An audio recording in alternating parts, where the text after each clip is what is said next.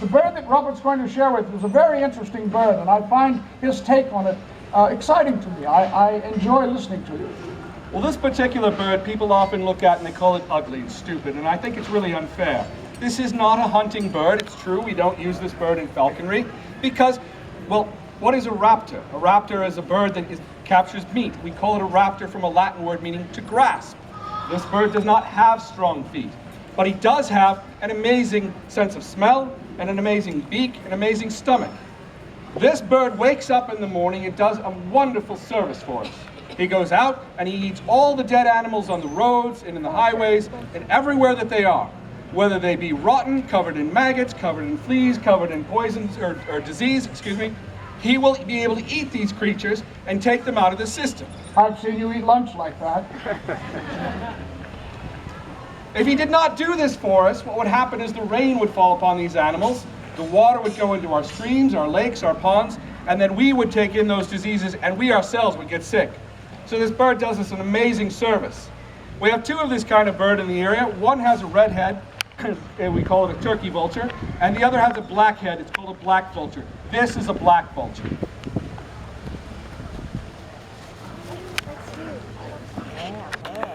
You can see his beautiful wings. They have the white under the wing, and he has a beautiful flat glide. When he's flying, he looks every bit as beautiful as an eagle. You don't realize that he's a vulture. You know those white lines are called fingers. Fingers. Yes, just like our own when you see them fly. A flap and a glide. Now, do they have to worry at all about this bird flying about? I don't think so, my lord. The bird has no interest in landing on them. He's only interested in the food that we have that we call him with. And tell me something, I mean, he does not capture live prey, correct? That is correct. So we do not have to worry about, do not raise him up this high, sir. Just turn yourself towards us, be at your waist level, a little above your waist level. There you go. And take your hand down, and just push your arm out a little bit. Right there. He is a very social bird. Now move yourself in a little bit. Get him back up. Come in a little bit. He's sort of protesting because of all the people. He doesn't know them. And then raise him up a little bit higher. You can do that too. Yes, my lord.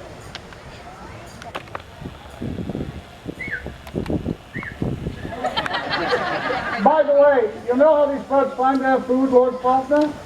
They find it by smell. They can be 1,000 feet above the earth. They can smell something dead. That's why your mother says you should always have clean underwear tucked on at all times. Let's see if we get the flyers down. What is it, a short slide? Or I'll tell you what you need to do. Put him on the ground. Take control. Walk him in here. Just move. Just move. Keep moving. Keep moving. There you go. Just keep moving. There you go. You see that head? Has no feathers on it. That allows him to reach inside carcasses and pull out whatever's in there without getting all covered in poop and ick. But he's an amazing walker. We're going to try and get him to walk for you one more time. What was that? Poop and ick. Whatever's, it's a clinical term, my lord. Oh, all right. Where are you? They are incredible. They are incredible walkers. They are incredible walkers. So let's try to get him to walk across here.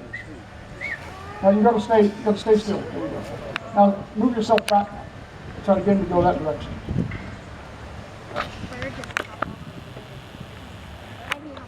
They walk better than most birds of prey, as Robert says. Now let's do one more. And I want him to do it really slow, so don't call him just yet. Put him on the ground. It's all right. Over here. Come on, over here. One slow walk is all I want from you. Over here. Slow, slow. Now call him up to this. I think he's doing a pretty good job, don't you agree? Time to go home. All right, let's send him home. Good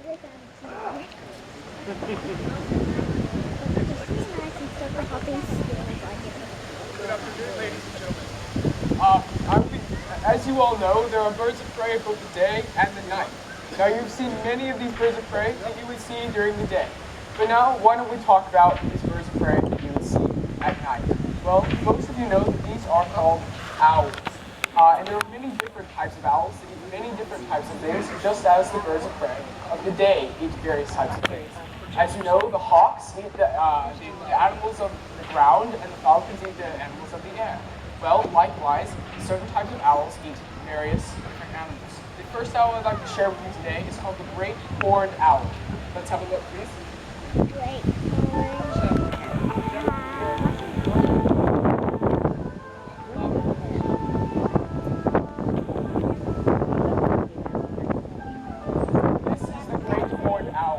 This owl is very common among this territory, and you are likely to see them while they are hunting in both dawn and dusk. Now, the feathered tufts on top of the head of the owl are not actually part of its ears, but of its camouflage. Look at the feathers of this owl as well.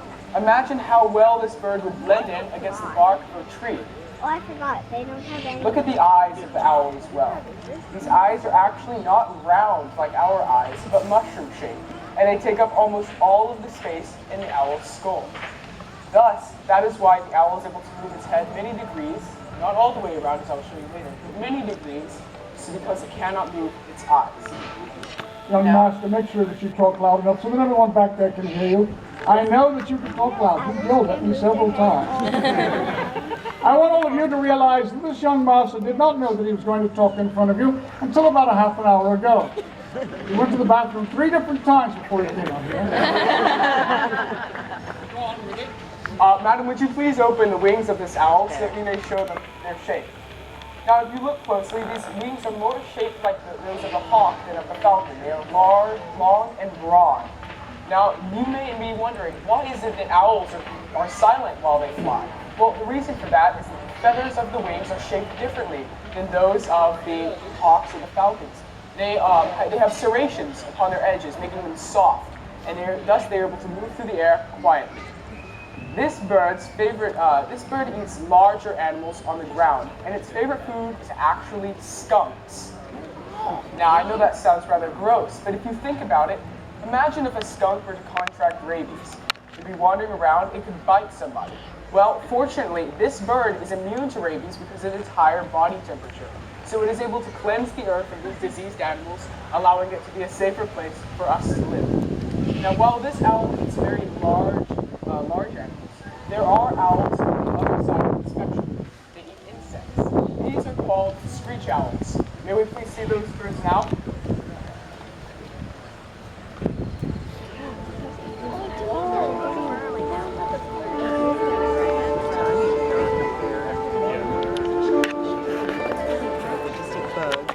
Now these owls are actually fully grown. At first you may wonder if they are actually a baby great horned owl, but that is not the case. They just share several similarities. Now on your left, right now, you have the gray-faced screech owl, which is common in this territory where we are now. But to your right, and shortly to your left, is the red-faced screech owl, which you will more likely find in eastern territories, where there are pine trees with red pine Why they leaves. call it red face? Now these owls eat insects, and their favorite food is cockroaches. These owls More women, please. are great at great pest control. Now while you may think, oh, these owls are so cute, look at how tiny they are just as ferocious as this great horned owl here. The chase between the great horned owl and its prey is just as intense as this owl chasing a fly. Now, many of you probably use pesticides. Well, I'd like to make a quick note about that right now. As I already mentioned, these small owls eat insects. When you place poisons upon the earth, the insects ingest those poisons, and eventually that leads to these owls, causing them to die. These birds allow us to observe patterns on the earth and allow us to make adjustments accordingly. For example, if we saw that these birds were passing away, then we would know there's a disease in the soil. There's a disease in these insects. And because of that, all of these birds are essential to maintaining our earth and keeping us all. These are the birds of the night. Thank you for listening. Let's give the young man for a round of applause. Very well, sir. Very, very well. I know there are lots of people.